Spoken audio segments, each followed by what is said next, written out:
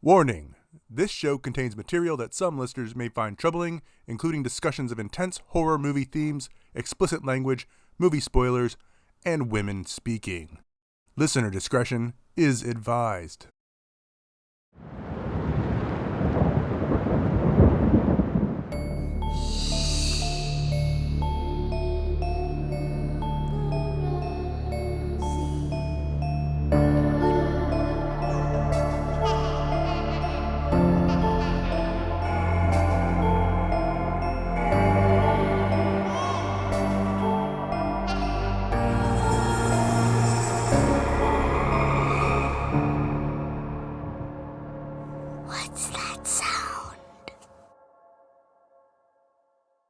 Hello, horror fans. I'm Charlie. And I'm Eleanor. And welcome to Horror Sandbox, the podcast where we dig around in horror films and see what we can unearth. That's right. Before we get started with today's movie, Charlie, how are you coping with the horrors? I had my parents come and visit this week, which was nice. They took care of the girls for a bit, and I got some time to relax. The cool thing was after they visited me here, they went down to New Orleans and they did a bunch of ghost tours and they got to send me pictures and I thought it was really cool. They obviously didn't go inside these places because I don't think they're allowed visitors inside, but they did like a tour outside Mercy Hospital, which is that hospital that during the hurricane, a bunch of patients were left in there and one doctor and one nurse stayed with them. And it's it's a pretty gruesome tale, but there's a really good documentary on it if you're interested. And then they saw La Laurie Mansion, which is that haunted mansion with the lady that mutilated all of her slaves. It's really gross. It's a terrible story. But the coolest part was they did a cemetery tour, and when they were in the cemetery tour, one of the people in their group took a picture of, I guess in the cemetery they were touring, there was a murder that happened in it, and they took a picture and there was a spirit that was looking at them in the picture. So it was really cool. So it was fun to see those pictures and get a little relaxing week with my parents. Nothing like vicariously living through a spooky excursion. Yes, any excuse to see ghosts, real or fake, are pretty cool. So what have you been doing to cope with the horrors? I read a book that made me cry in a good way. It's called It's called The Warm Hands of Ghosts by Catherine Arden. It's about a Canadian nurse during World War I who's looking for her brother, who is he's a soldier and he's either missing in action or killed in action. And it is a ghost story.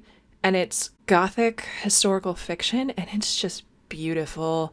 There's yearning and revenge and romance and supernatural, and I just loved it. Oh my goodness, adding it to my list. It sounds amazing. Though I don't need more reasons to cry, but that's okay. No, well, this is crying in like a happy kind of way. I don't know. It was just, I wasn't weeping, but I was definitely tearing up. Yeah. Aw, I'll add it to the list. Okay, Charlie, so what are we going to dig around in today? Today we're reviewing Caveat 2020. The IMDb movie summary for it is: a lone drifter suffering from partial memory loss accepts a job to look after a psychologically troubled woman in her abandoned house on an isolated island. It's written and directed by Damian McCarthy, starring Ben Kaplan, Johnny French, and Leela Sykes. We can't dig around in Horror Sandbox without our trusty rusty tools, so Eleanor, what's your Bloody Shovel Award? I'm giving this one least problematic example of someone being strapped into a harness and chained up that we have reviewed so far. That's hilarious. I suppose it is least problematic, but it is something that bothers me very much. What about you? What's your Bloody Shovel Award? My Bloody Shovel is best. This movie should have ended in the first 5 minutes moment. I don't know how it happened, but it did. We'll get into it. All right. So this movie starts with a scene of a girl in this creepy, dirty, old-looking house walking around with what seems to be a decaying toy rabbit or bunny, and it's like those drumming monkey toys where it's the rabbit has a little drum that it hits, and she's holding it up at various doorways and hallways like some kind of alarm, and it starts to beat its little drum when she points it towards the basement. Did you find that drumming creepy, like eerie? It was definitely eerie, especially when it's far away, but I think by the end of the movie I almost thought like the bunny was cute because like it's trying to warn you of the evil.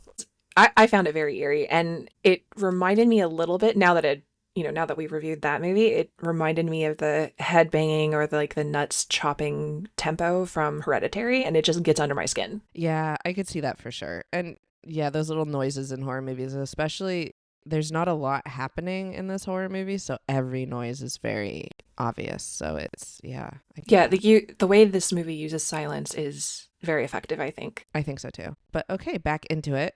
She starts to go down the basement stairs, and it's the worst kind of basement stairs ever. It's the kind that don't have a back. When I was growing up, my first house had these kinds of stairs into our dark, creepy basement, and as kids, we hated going down there. It was the worst. And I definitely thought something was going to grab her foot in this scene, but it did not. She gets down the stairs, and she uses a bunny to scan the room, and it starts aggressively banging its drum as she approaches like a really poorly done drywall job in the corner. You know those tools that they use to detect radiation, like a Geiger counter? The way this thing drums louder the closer she gets to whatever she's looking for, that's immediately what I thought of. I agree. It is just like that, and it just kind of tells you like, oh, we're getting closer, it's getting bigger, it's getting worse. It is perfect. She grabs an incredibly conveniently placed drywall tool and starts to cut a circle in the drywall. And as she does the worst thing people do in horror movies, which she puts her face right up to the dark hole. And then just silly.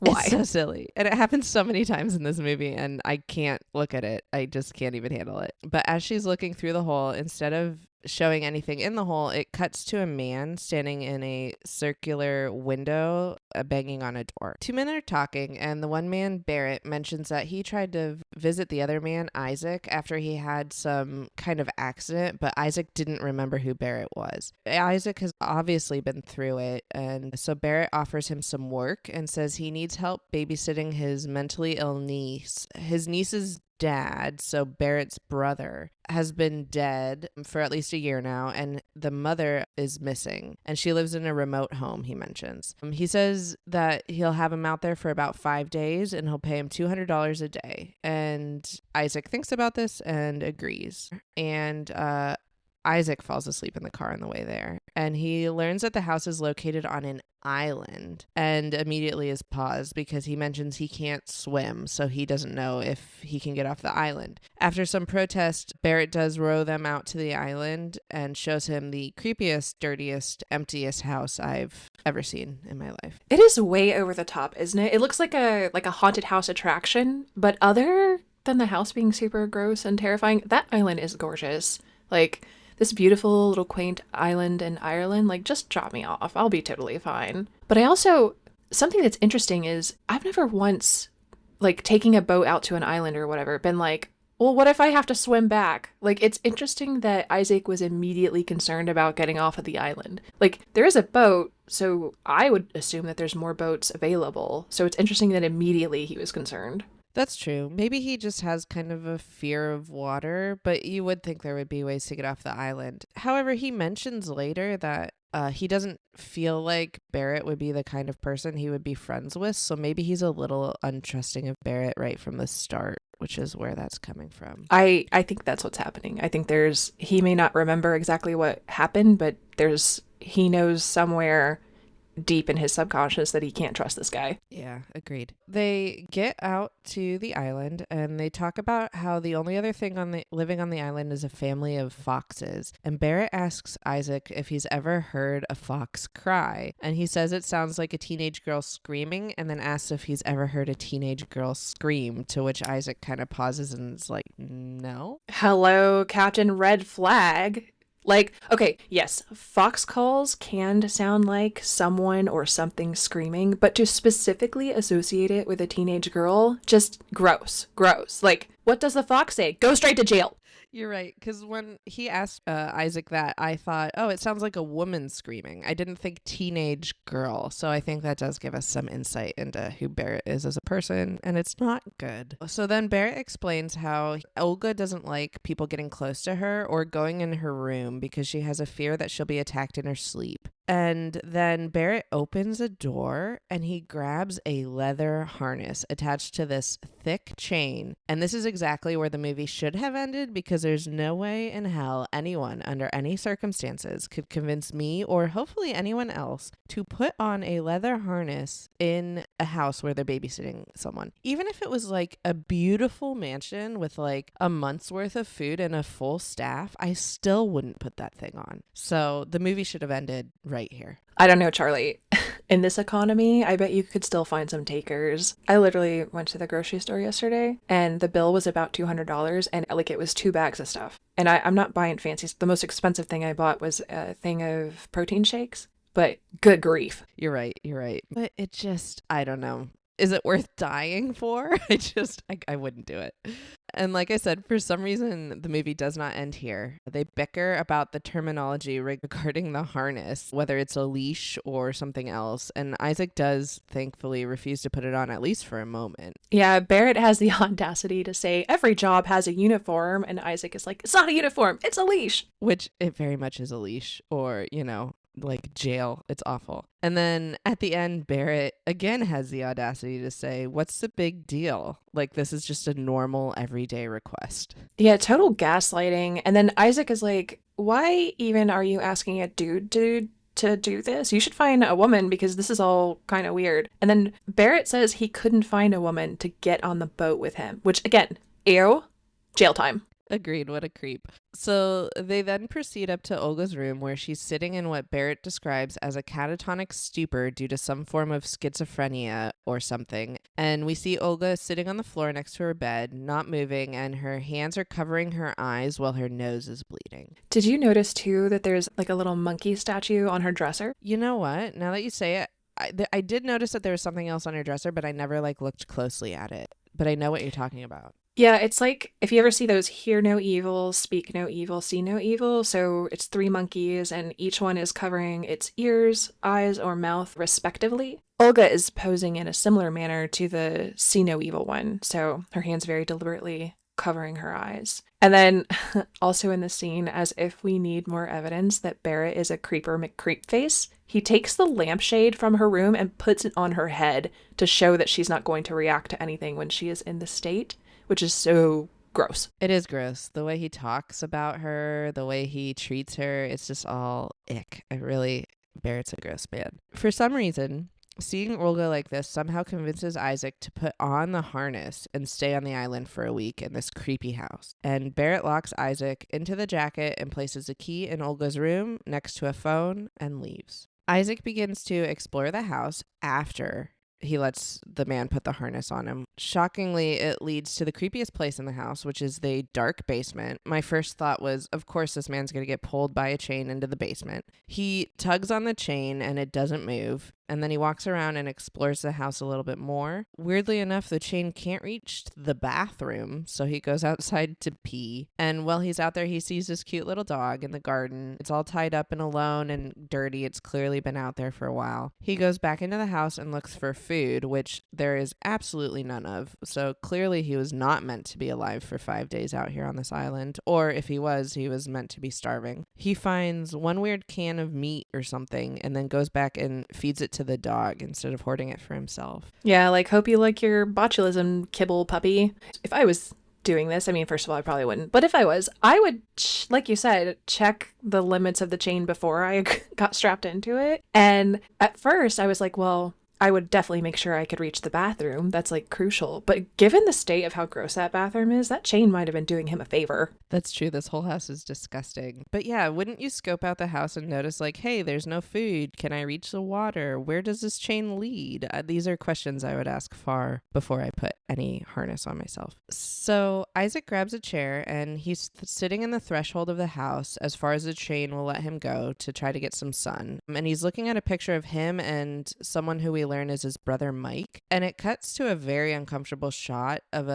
it's a view of behind Isaac from the hallway as if someone's watching him and slowly creeping up on him. And then it gets dark in the hallway and the dog starts to get nervous. And then something picks up and tugs on his chain. And Isaac does not adequately freak out to this at all. Right. It's he's being toyed with, and you assume that it's Olga. But this is part of what I mean about the use of silence in this film being quite creepy. It's so quiet. That chain does not make a sound as you watch it slowly being lifted and then pulled back. And just absolutely everything about how he got here is so weird and so creepy. And this is just, it adds to it. This movie does a brilliant job at like building tension. I had a hard time. I kept saying like throughout this whole movie, like absolutely not, or what the fuck, or just like kept looking away and peering between my fingers. So the tension that this movie builds is really good, and it does it with very little. As he's investigating what's happening, there's a weird gargling screaming noise that comes over the intercom.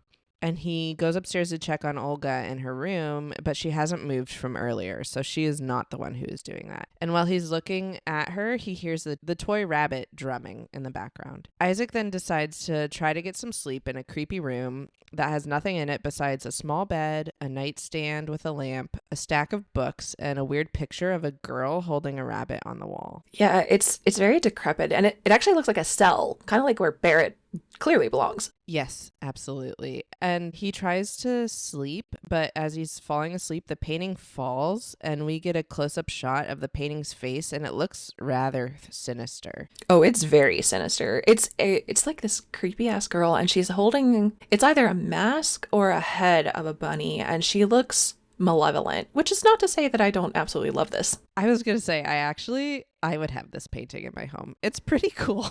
I think I have something similar hanging up somewhere in my house. I'm pretty sure you do. I'm pretty sure I've seen it. But okay, so Isaac is creeped out and he turns the painting around so it's facing the wall. And when he looks back over, it's turned itself around again to face him. So instead of rolling over to fall asleep again, he turns it back around and then decides to fall asleep watching it. He does manage to doze off, but is woken up by the painting falling forward. He picks it up and we get a zoom in on the eyes, and the eyes are huge and they look very mad. It then whispers, "Come closer," which he does. Every decision this man does is just the wrong one. Absolutely. Yes. And it whispers something that I couldn't understand. I don't think it was words. I don't know if you know if it says something there. No, and this movie cheated by not putting them in the closed caption. So I have no idea what it said. I tried. I think it's just supposed to be creepy, sinister nonsense. But yes. if it's real words, I couldn't hear them. Same. And yeah, you're right. It's not in the closed captioning. So then he turns the painting around and tries to fall asleep again. He, of course, can't fall asleep, so he starts wandering the house, and he notices that the basement door is open and whispers hello into it and then closes the door. He's cold, so he goes to light a fire, but the rabbit toy thing is in the furnace. We should maybe describe the rabbit in a little bit of detail here. How would you paint a picture of what you're looking at? So it looks like a rabbit or a bunny sitting up, but it's decayed. Like its skin is super taut around its face, and it has these two bulging eyeballs, and it's holding this little toy drum with two red like drumsticks that it hits. But really it's just like this really old, it almost looks like it is an actual rabbit that is decayed. I'm not sure. It could be that has then been turned into a toy. Yeah, and it's, you know, its chin is kind of tucked down, so it's doing almost like the Kubrick stare or whatever. And the eyes look like human eyes, or look like replicas of human eyes, but it's very menacing.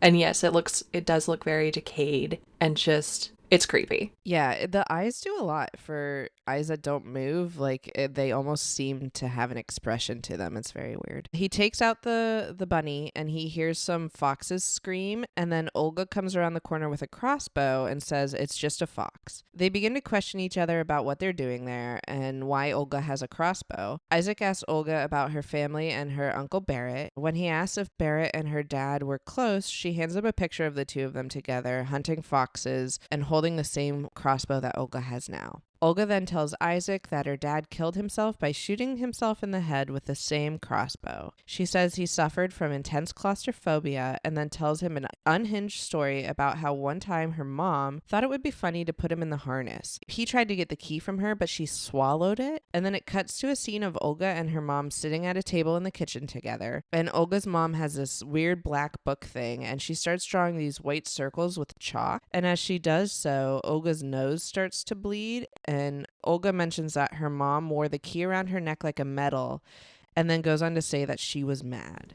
Which, given all of that, it's kind of no wonder that she's turning out to be super weird and traumatized. That's a lot to go through. It's a lot to go through, and she is raised on an isolated island with obviously two very strange people. And at no point do we see the grandma that they say this harness was made for, so who knows who was actually harnessed in this thing long term, if it was a dad the whole time. But yeah, the fact that she's even semi-normal is a miracle. She continues to tell the story about her dad, saying he went down into the basement, and when he went to come back up, it was locked. He couldn't stand being down there, so he shot himself. And Isaac asks Olga if she's okay, to which Olga responds by walking away. Somehow, for some reason, Isaac tries to go back to sleep and is laying in the bed, but he can't. So he gets up again and notices the basement door is yet again open. So he yells for Olga, but she isn't downstairs, and he shuts the door again. He sits on a chair directly in front of the basement door with the rabbit staring at him or behind him.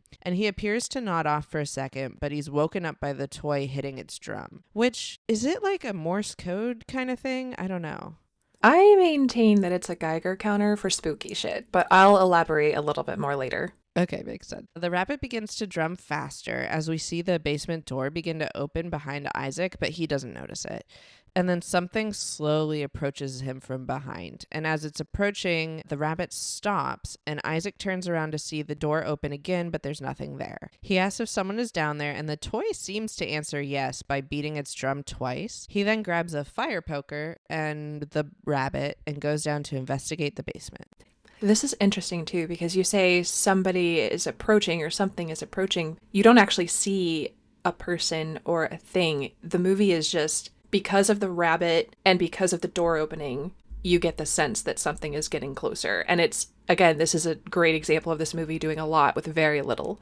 So I really like that. This movie really, I mean, it's all in one setting, and it's even like the noise of the chain does a lot for this movie. And you pick up every noise, you notice every little detail on the walls, like the fact that there were paintings or something hanging on the walls and they're not there anymore.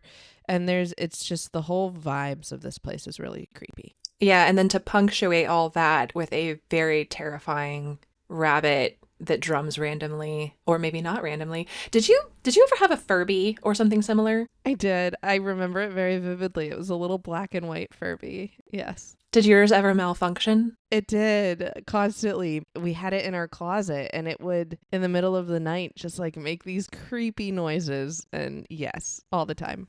I wonder if this is a unifying experience for many millennials, because I have a similar, like almost the exact same experience. I think one of my sisters had one, and I remember it malfunctioning when the battery was dying. So it would like wake up in the middle of the night and be like, "Woo baloo, do do do, I will eat your soul."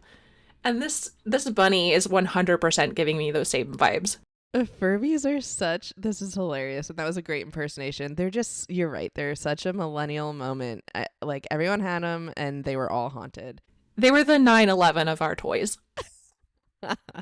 Oh, Furbies. So Isaac asks if someone is down there, and the toy says yes again by beating its drum twice. He slowly creeps down the stairs, and we see where the chain is attached to a hook in the floor, and he hears a noise from behind the drywall where Olga had cut a hole in the opening scene, and goes to look at it. And again, he puts his face right up against a hole, which I cannot stand, and finds a very conveniently placed flashlight right next to the hole as well.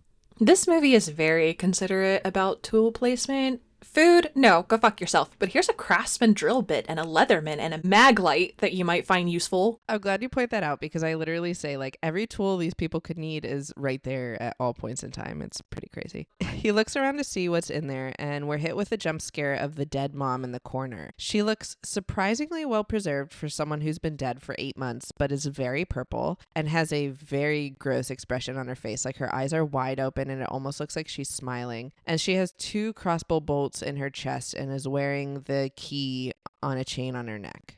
Yeah, who knew that the basement of a drippy shack on an island in Ireland was like perfect conditions for mummy-like preservation? But also, I loved this corpse. She does so much with very little. and every single shot of her is tense and scary, and I think she actually outacts some of the living actors somehow. But anyway, I love her. I agree. And I don't think her expression really ever changes, but she is incredibly unsettling. Isaac goes upstairs to see what Olga's up to. She's in her room in her weird state again, and Isaac tries to go in the room, but he can't. He notices a hole in the wall on her room, and somehow there's enough chain to go sideways to the hole, but not enough to go forward into the room. And he reaches through the hole to where the phone is and is able to dial and call for Barrett. Barrett asks him how he got into Olga's room, and Isaac doesn't answer and tells him he found Olga's mother and that Olga is walking around the house with a crossbow and he needs him to come get him. He asks Barrett to call the police and tell them what's happened, and Barrett responds by saying he'll take care of him and then hangs up. Which, that's a threat, right? I'll take care of you, not I'll take care of it. That's exactly how I read it. Yeah. I'm gonna fix you, see? Isaac then locks Olga in her room and heads back downstairs. Isaac is in the basement and he's trying to get free of the chain when Olga calls him over the intercom to tell him that she's locked in the room. Isaac tells Olga that he called her uncle and he's going to be there soon because Isaac found her mother. Olga responds by saying, "And you called my uncle?" And Olga tells him that she didn't kill her mother, it was her father and her uncle who did it. Isaac goes back upstairs and looks over the door into Olga's room and tells her to leave the crossbow at the door and step back. He opens the door and grabs a crossbow and asks Olga if it's true, and Olga says she found her body too and asked her uncle about it, but her uncle told her that it was her father's idea and Barrett helped. Olga said she didn't tell anyone because she didn't want her father remembered as the man that killed his wife and hid her body in the wall. Olga says she doesn't have any way off the island, and Isaac tells her to call for help, but Olga doesn't. Isaac hears something behind him, and he turns his head to investigate, and as he does so, we see her kind of creepily slip into her bathroom, and then as she comes back out, she's wearing a red leather jacket. And as Isaac turns back around, he realizes that it's his brother's jacket that he was wearing in the picture that he has of the two of them. Olga says he left the jacket there the last time he came to the island a year ago. Isaac says he doesn't remember and asks her why he was there, and Olga says that Isaac was the one who locked the door when her dad was in the basement. Barrett said he couldn't do it himself, so he paid someone to do it for him. Olga says his uncle told her that Isaac wouldn't remember any of this, and Isaac says he would remember murdering someone. He then tells Olga she has problems and is getting confused. Right, it's like, who is gaslighting whom at this point? It's that Spider-Man meme of 5 Spider-Mans pointing at each other. The whole movie is like that. It's like, you're the bad guy. No, you're the bad guy. No, you're the bad guy. Which maybe they both are. Who knows? He says he didn't hurt her father and asks her to call Barrett to have him tell her that it isn't true. Olga does decide to call Barrett, and when Barrett picks up, Olga puts him on speaker. Isaac tells Barrett that Olga thinks he killed her dad, to which Barrett responds, yes, that's what you did, which totally takes Isaac back. He then says it was a mistake and he shouldn't have asked, and Isaac shouldn't have said yes. Which I have to say, it is rare in a lot of movies, not just in horror, but for the characters to actually confront the conflict head on. You know, someone accuses them of something and they're like, okay, fine, let's straighten this out right now. Obviously, it doesn't go his way here, but it was unexpected. That's true, to just be like, no, I am so sure I did not kill this man. Call your uncle. He will tell you otherwise. Yeah, it is a cool little moment. So then he tells Olga to take him off speaker, and Olga says, sorry, I won't, and he will. We can't hear what Barrett is saying on the other end. And then she hangs up the phone. Isaac tells Olga he's lying, and Olga is surprised he really doesn't remember anything. He begs Olga to call the police, but Olga says she can't.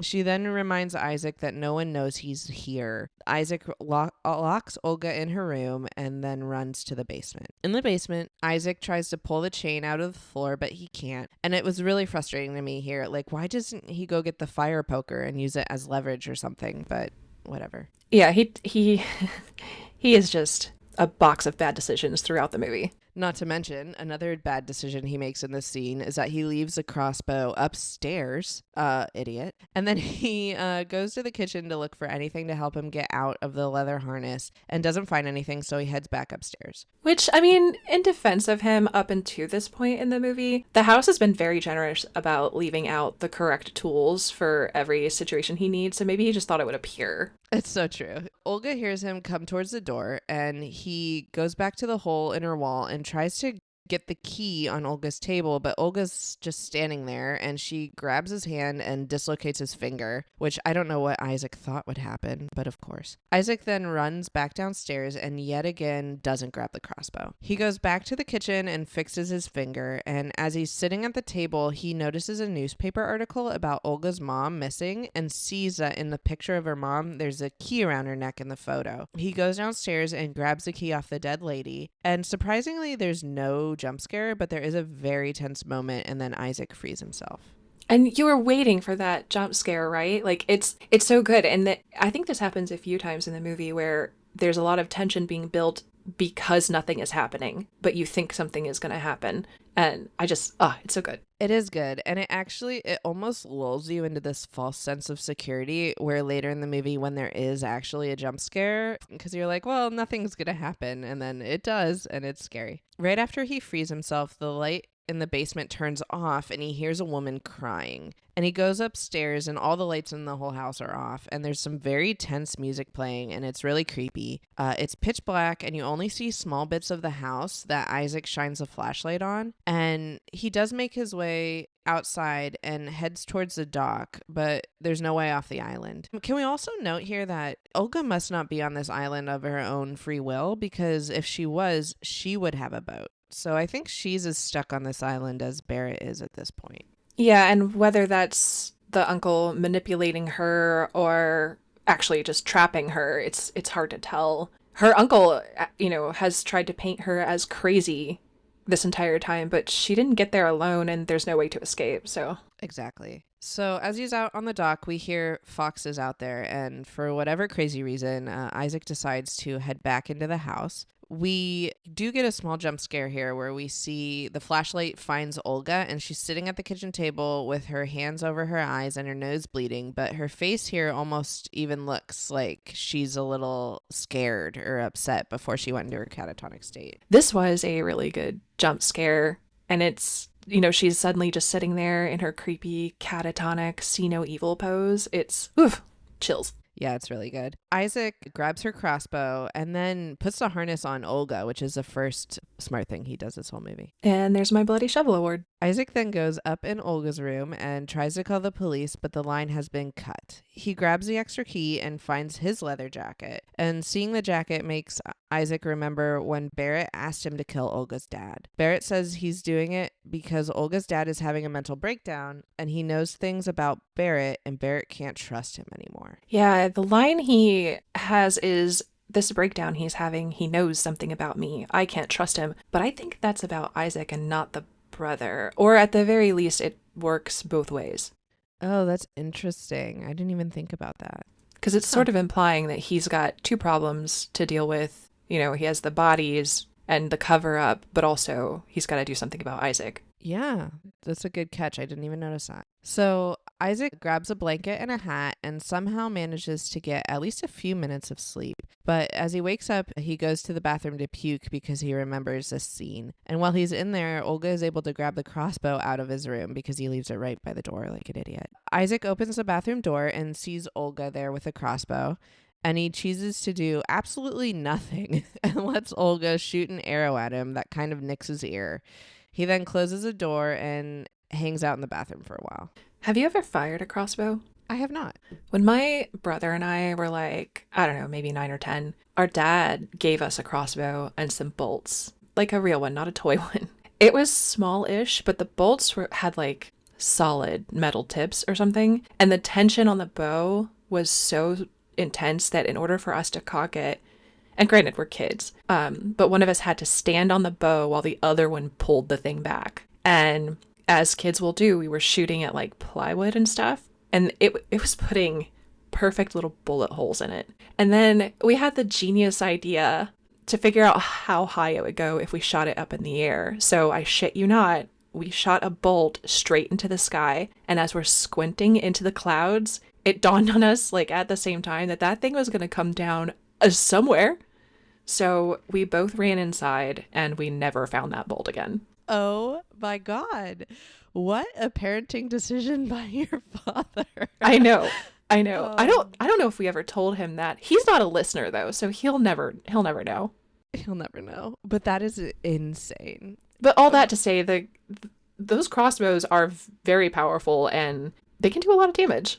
They absolutely can do a lot of damage, but they also take a long time to reload, like you mentioned, which we see in this scene. So he opens a bathroom door back up to see if Olga's out there. She's not in the doorway, so he shuts and locks the bedroom door and conveniently forgets about the hole in the wall and sits right in front of it. And finally, at the last second, he notices Olga on the other side, just in time for her to shoot him in the leg. He drags himself back into the bathroom and shuts the door and just lays there.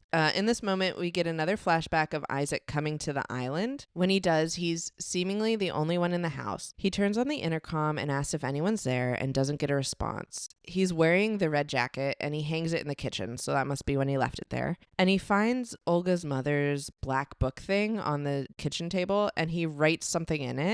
And when he's done writing, we hear this laughing in the distance. And then we get a quick cut to the book and it says, "Mo wants you dead." Mo is Barrett. So he goes to see where the laughing is coming from and sees the basement door is already shut and locked with a key in it. So Isaac unlocks it and goes down there. He sees the crossbow and he does pick it up. And then he hears a weird noise in the distance in a tunnel, a long dark tunnel, and goes to investigate with a flashlight. There's tense music playing as he looks around and eventually he shines a flashlight on a guy who looks distraught but alive with a bloody half of his head, I think with a crossbow bolt in it. And then it cuts back to him at home, heavily drinking, having flashbacks of that man. And Barrett comes to visit Isaac at his house 2 days later. Barrett says he's been trying to organize his brother's funeral and figure out what to do with his brother's daughter, so his niece, and that's why he hasn't come to see Isaac. He tells Isaac his brother was dead when he got there, in the tunnel where he said he would be. He called the police and they took the body away. Isaac asked Barrett who locked the door, and Barrett said the wind must have closed it.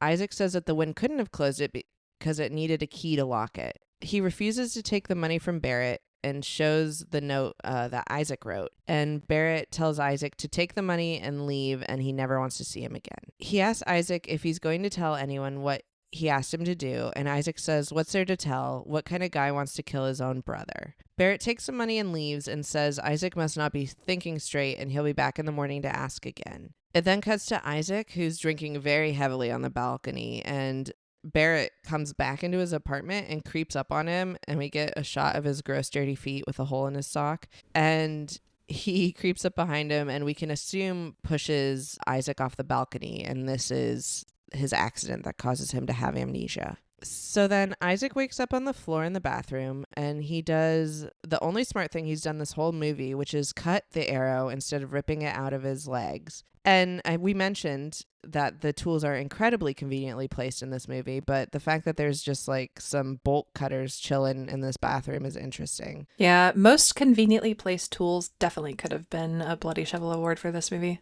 Yes, it could have. So he sneaks out to grab the hat and the jacket and lay down in the bathroom. And then as soon as this man is able to find a moment's peace, some weird trap door thing opens next to him in the bathroom. So he goes to investigate and it leads to some sort of hole in the wall that he begins to crawl through. And as he gets to the end, he shines his light. And this is the jump scare I was referencing earlier. We see the dead lady's head like pop up and smirk and then kind of go down the ladder there. And this moment made me audibly say, absolutely fucking not. And had I been watching this movie alone, I probably would have paused it or turned it off to like take a moment to myself before finishing it.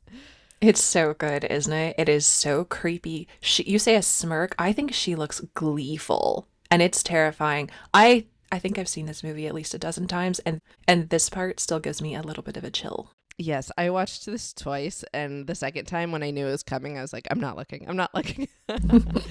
But okay, so then he climbs down that ladder and finds himself trapped in the small room where the dead mom is, and things are nothing but incredibly tense from this moment forward. He grabs a drywall knife and starts to slowly cut himself out, and it's funny because he has this moment where he keeps pausing to look at the mom to make sure like she hasn't moved, which is super relatable because I think I'd do the same thing. And he's creeped out and he puts the hat that he's wearing over her face And when he looks back, she's ripped a hole in the hat so that just one eye is watching him. And I actually think it's hilarious. It is kind of funny, but it's also scary because, first of all, you don't see her move here. And then her eye is so big and everything else is so still. But the way that they're using the lighting here is amazing too, because the flashlight is kind of dancing around in the darkness and it plays with the shadows. And sometimes it looks like the corpse is breathing.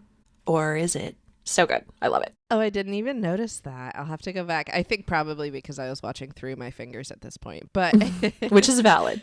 Yes, but yeah, it is really creepy and the lighting is super tense in this movie. So he starts to cut faster to get out of this hole, and then the rabbit starts to bang on its drum. And while it's banging, Olga comes downstairs and we see her reach her arm into the drywall and she takes out the 2 arrows out of her mom's chest. And then Olga begins to reload her crossbow with them, and her uncle finally arrives and comes downstairs. He asks why the power is off and what's happening here and why Olga's wearing the harness. Olga tells him that Isaac put her in it after he took the key from her mom. He tells Barrett that Isaac is locked in her room and she came downstairs to reload. He tells Olga she's made a mess of things, and Olga says none of this would have happened if it wasn't for him. Barrett goes to look into the drywall hole, and right when he sees Isaac in there, Olga shoots him in the shoulder with the crossbow, and then she slowly walks upstairs. And can we talk about why no one in this movie reacts quickly? Like, it's a snail's pace. Like, it's super slow. Like, Barrett just stares at her. She slowly creeps up the stairs. Like, no one is moving.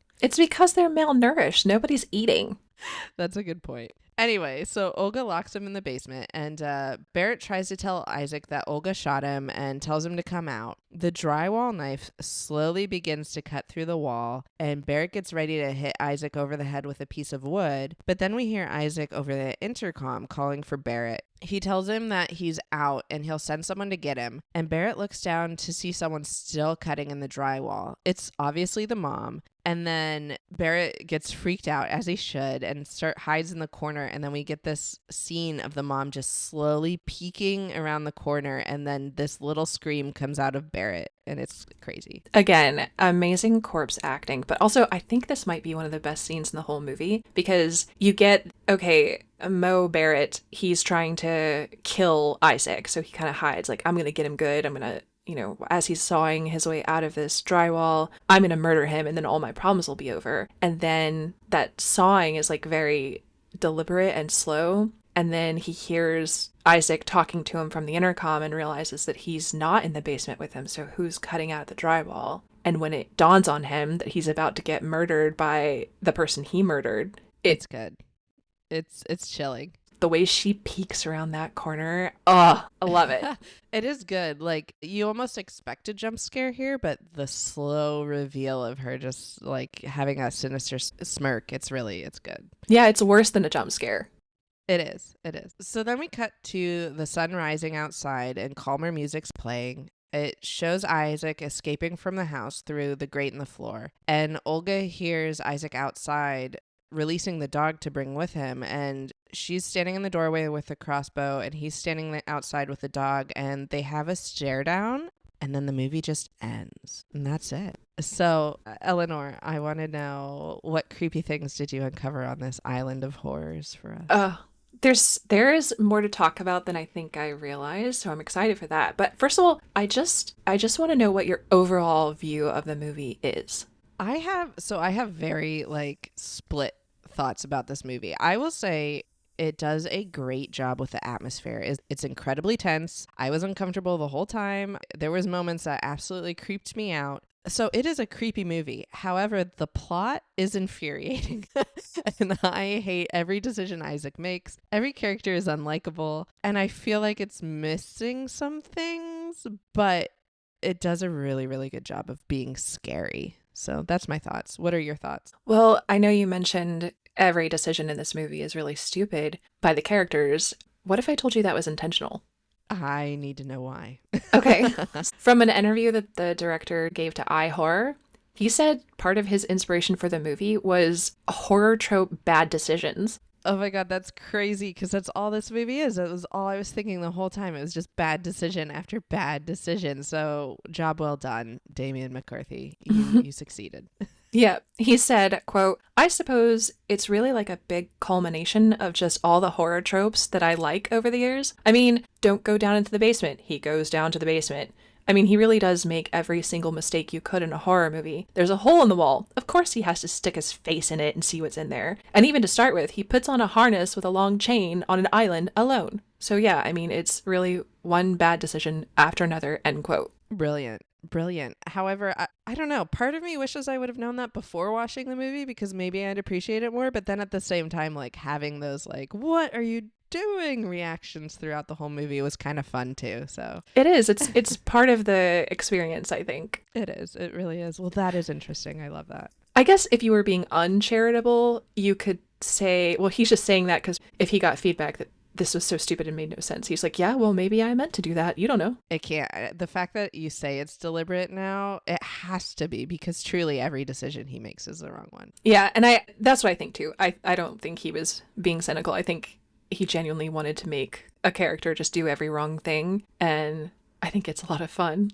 I agree. This movie is fun in a very weird way. Yes. So let's talk a little bit about the setting. There's a place in Southwest Ireland called the Bantry House, and it's basically a mansion and an estate that's been around since the 1700s. It's now a tourist attraction and like an event venue for weddings and stuff. For our non-Irish listeners, the best comparison I have for you is it seems very similar to the Biltmore Estate in North Carolina, but it's a lot older. If you have ever seen the 2001 film Hannibal, as in Hannibal Lecter, the giant mansion of the disfigured bad guy / victim, who is played by Gary Oldman, that's the Biltmore Estate. So if you're looking for a reference, that's what that is.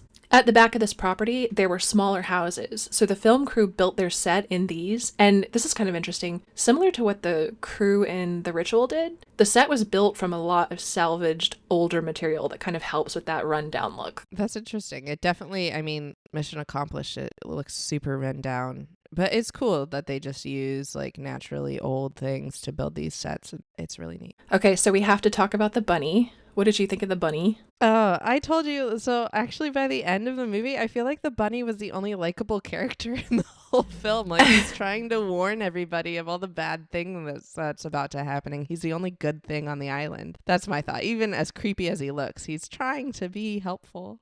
Yeah, I was intensely creeped out by this thing, but I also love it. In an interview that the director gave Fangoria, he said that he drew inspiration for the bunny from old vintage wind-up toys and also from this 1988 Czech version of Alice in Wonderland by Jan Schwankmeyer. And yes, I watched it to prepare for this episode. I actually had some help watching it because my 2 little kids watched it with me. They snuck into my office while they were supposed to be in bed, and they were so fascinated because they were like watching it behind my shoulders before I caught them.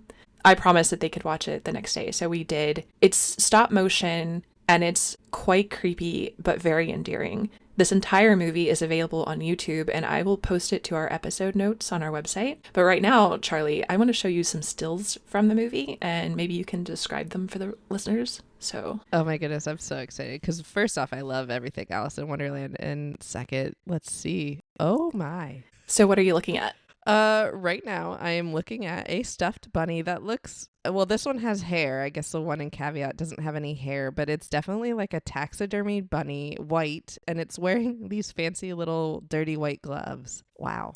But it has the big eyes like the Caveat bunny. It's a terrible taxidermy job. Yeah, we'll probably post some of these pictures online as well on our socials. Yes. But yeah, it's a taxidermy bunny. It's got kind of a little bit of a worn down look, and it's got these little lace gloves or lace edged gloves, and it's clutching them. So that's the first picture. Take a look at the second one. And these, to confirm, these are stills from that Alice in Wonderland movie? Yes, these are stills from the 1988 Czech version of Alice in Wonderland. Holy cow. Whoever made this movie is disturbed.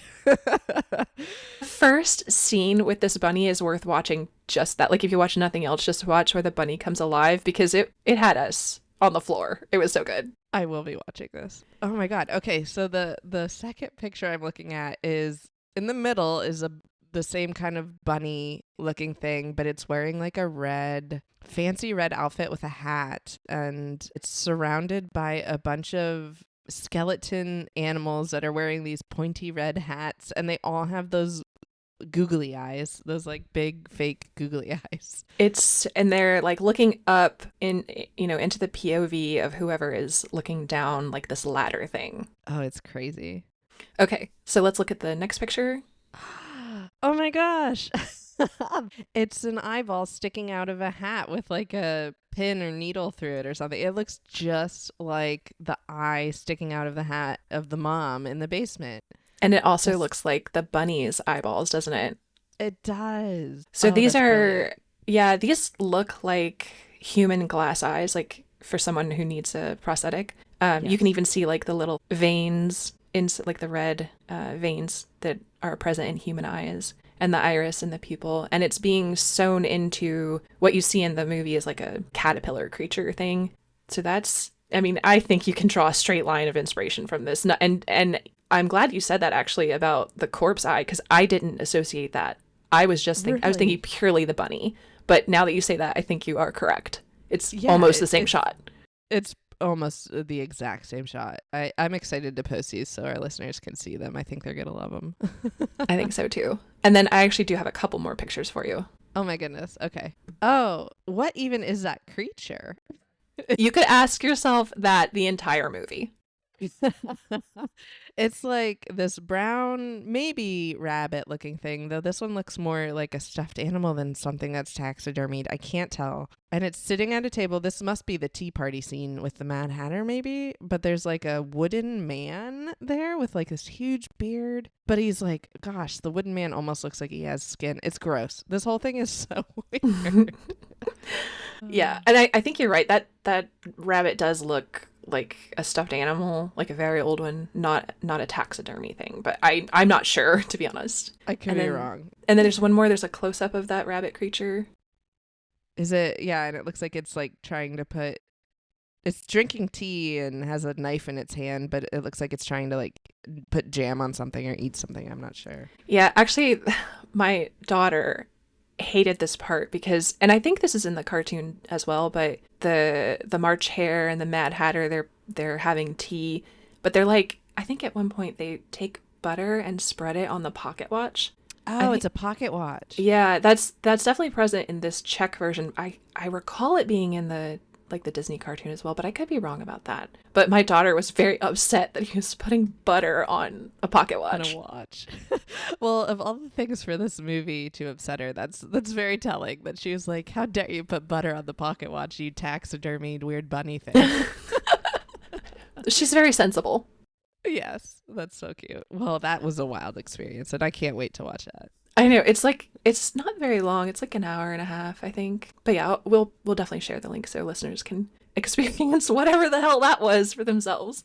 Perfect. I can't wait. So when it comes to the prop, the director said he actually tried to make the bunny himself at first. He bought this drumming bunny online from like eBay or something. He took off the fur and he tried changing out the eyes himself. And he said his version looked like an Ewok from Star Wars and it was too cute. So that's adorable. Yeah. So he called in the professionals. He reached out to a prop maker named Lisa Zagone and brought this cursed Ewok thing that he made and also images from the movie that we just talked about, the Czech version of Alice in Wonderland. And then 2 weeks later, she had this infamous caveat bunny ready for action. Lisa Zagone's work is really eerie and fascinating. It will not surprise you to learn that this is 100% my vibe. I'm going to share the link to her work, to her website on our episode notes as well. But you can look at her work from this movie and other movies and other stuff she's done as well. And it's really good. If you were weirdly drawn to the caveat bunny, you will love everything on her website. And we will post that link on our show notes on our website as well. Yeah, I'm looking at it now and it's really cool stuff. I love it. In another interview, this one was with iHorror, the director shared a little movie star gossip, and he said which actor he viewed as the most difficult to work with in the film. Would you like to take a guess? Barrett. Not Barrett. Aww. Drum roll, please. It's the bunny. Really? Yes. He said, quote, "This bunny was extremely difficult. It kept breaking down. It was like that, you hear the stories about the shark from Jaws. You'd be like, okay, action. And the bunny is supposed to start drumming. And you realize he's just nothing because like a cog has broken inside him or a wire has come loose, end quote. Now, when he's referencing Jaws, he's talking about the props in the famous 1975 Jaws movie about a shark. The mechanical sharks used in that movie were plagued with issues. I don't want to get into it in too much detail here because we might end up doing an episode on that movie, but it is a really interesting story if the listeners feel inclined to explore it. Oh, I'm glad you say that because I was actually thinking we should do Jaws at some point. But that's crazy. Why wouldn't you just buy a better bunny cog? Well, I guess they had already designed it, but still, get a better toy than the dollar store bunny. Yeah, his eBay bunny. One last thing about that bunny. The director also said that the last shot you see in Caveat of that bunny drumming is the last time it ever worked. It has not drummed since then. But we have not seen the last of this bunny, and I'm going to leave it at that for now. That's beautiful. So what do you think the bunny was doing when he was drumming?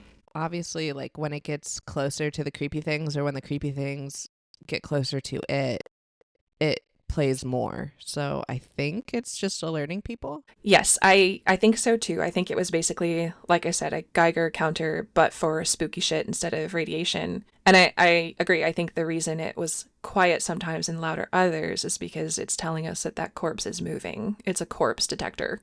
I could see it as a corpse detector. But you know what's interesting is it might be a danger detector too, because when Olga was coming down the stairs, it was playing, but the mom hadn't moved at all. So, corpse detector or a danger detector? I don't know. Yeah. So like you said, the bunny is the hero of the film. The hero of the film. Yeah. I think the chain in this movie is also kind of a theme. So it's obviously a lack of control kind of a thing, but also I think it's showing the character is limited by their own unreliable or absent memory, because he essentially comes to the end of the line of his own recollection or understanding about what's happening. And I think the setting of the film sort of represents the isolation of not remembering what happened and not being able to trust anyone. So isolation of location, but also isolation of mind. The chain, it's interesting because the chain also solves a narrative problem. In that Fangoria interview that I mentioned earlier, Damian McCarthy says that the chain solves the why don't they just leave problem of a haunted house, which I think is so funny. Well, not only does the chain solve it, but the water solves it too. So they doubled that up for sure.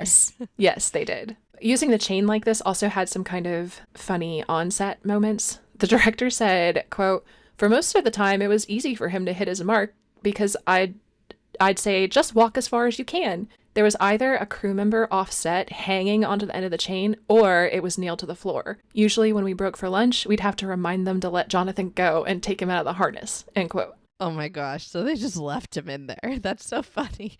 I hate that he couldn't get out of it himself. Like, I don't like that at all. Yeah.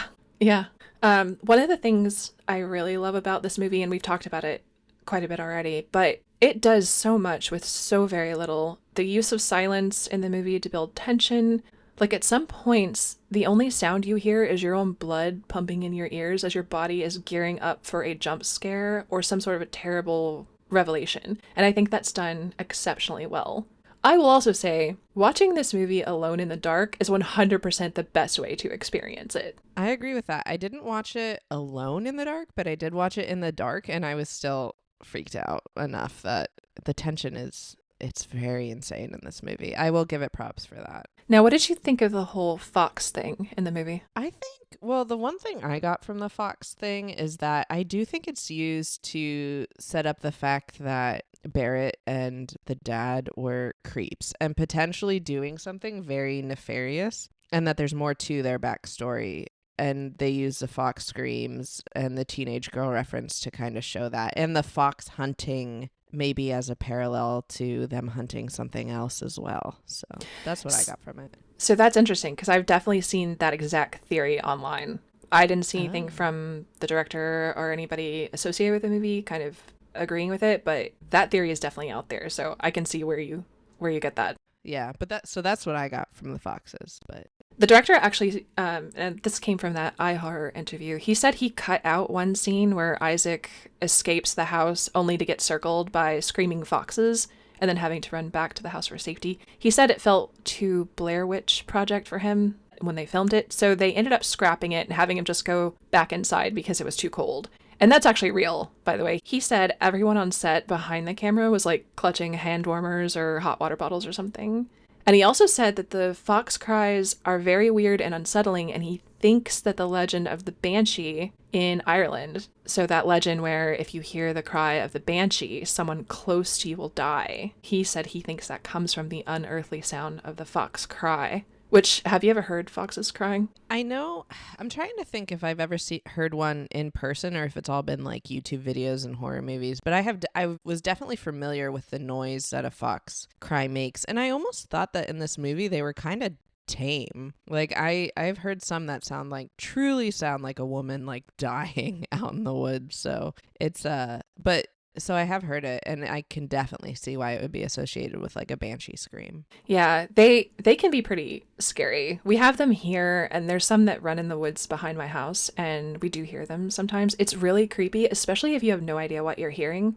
It absolutely does not specifically sound like a teenage girl, and that Barrett guy is just a creep. Definitely a creep. Hate Barrett. Another thing about the foxes, and I can't verify this, but there's a painting that's in the background of like the sitting room or whatever. It has this figure of what looks like a woman surrounded by ghostly looking foxes, and I wonder if that is a nod to the banshee legend or something else entirely. It could even be that the foxes just hate the occupants of the home because they were hunted by Barrett and his brother with that crossbow. Yeah, I tried to like pause and look at that painting, but it is so, whatever is under that woman, it's hard to tell exactly what it is. Because I was like, is this a witch being burned at the stake? Is it something attacking her? It's hard to tell, but I like the idea that it's foxes. I like that. Yeah, listeners, tell us. Maybe you guys can find what this really is. And then foxes are, you see them used in movies a lot for various kinds of symbolism. We see them in that show, Something Very Bad Is About to Happen. I noticed them there, and as I was watching this movie, because we just watched Something Very Bad Is About to Happen, I was like, what is with the foxes? And I think they might use the foxes in Something Very Bad Is About to Happen, because when we see the foxes in the beginning, they're being hunted and killed, and they're like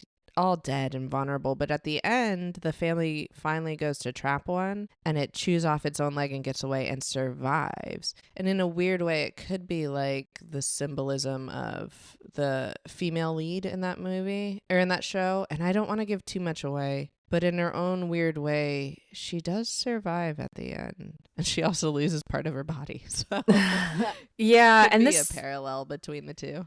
I think you might be right, and I know that throughout, like, foxes in folklore and mythology and stuff, there's many examples of them, and oftentimes they are used as examples of something clever that outsmarts whatever bigger, larger, scarier thing that's hunting them, which I think that's ultimately what the movie is doing here. The foxes live on, and yeah, and Isaac has to become like a fox, and he doesn't have to chew off his own limb from the trap, but he does have to find a clever way to escape. And I mean, his finger gets broken in the process too, so that's true. And that's the same in Something Very Bad Is About to Happen. She has to find a clever way to escape her fate.